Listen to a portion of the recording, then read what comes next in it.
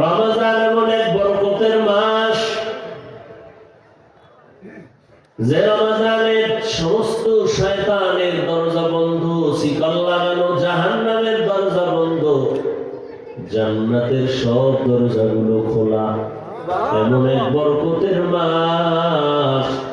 রোজাদার যদি রোজা অবস্থায় ঘুমাইয়া থাকবা, কিন্তু আমল নামায় সওয়াব লেখা বন্ধ হবে না। রহমতের নবী এজন্য দোয়া করেছেন, হে মালিক রজবে বরকত দান করেন, শাবানে বরকত দান করেন, হায়াতটা যদি কম থাকে বাড়াইয়া রমজান পর্যন্ত পৌঁছাইয়া দেন। সমস্ত কবরের আযাব বন্ধ থাকে। ওই মরণ যদি রমজানেই হয়, রমজানেই মরতে চাই, এর আগে না। কারণ এমন এক দামি বরকতের মাস। একটা নফল আমল করবেন, একটা ফরজের মূল্য হবে। একটা ফরজ আমল করবেন, 70টা ফরজের সমান সওয়াব হবে। দুনিয়াতে আল্লাহ পাঠাইছেন মানুষকে আমল করার জন্য, আর কোনো কাম নাই। আর কেমন আল্লাহর দুশমন বলে আমল লাগে না।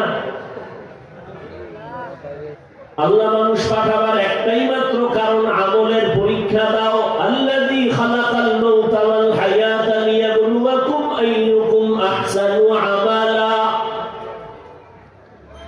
আমি পরীক্ষা করে দেখব কারা উত্তম আমল করে।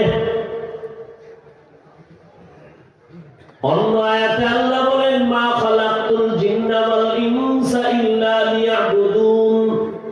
আমি মানুষ ও জিন বানাবার একমাত্র কারণ ইবাদত। ইবাদত মানে কি?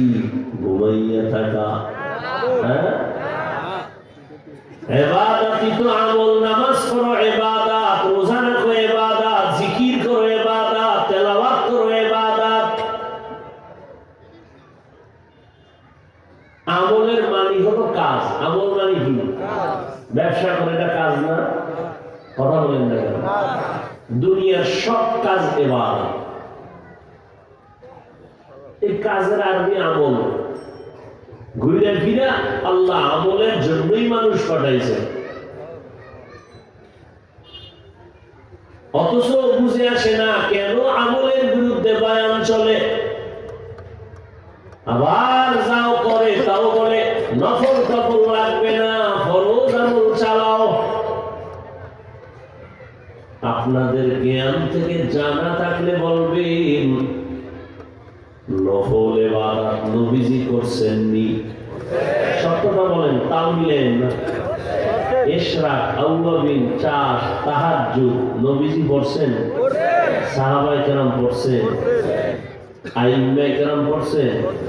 আমরা হেগোতে মহাপণ্ডিত হয়ে গেছে, বড় বুজুর্গ হয়ে গেছে। আপনার অন্তর এত খারাপ কেন? কে শিখাইছে আপনাকে আমল লাগে না? কে শিখাইছে আপনাকে নফল লাগে না?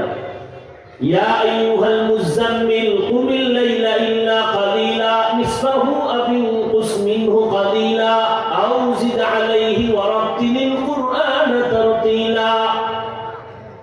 কে বলেছে আমল লাগে না? ফাতাহাজ্জাদ বিহি নাফিলাতান লাকা আসা আন ইয়াবাসাক, আসা আন ইয়াবাসাকা রাব্বুকা মাকামান মাহমুদা।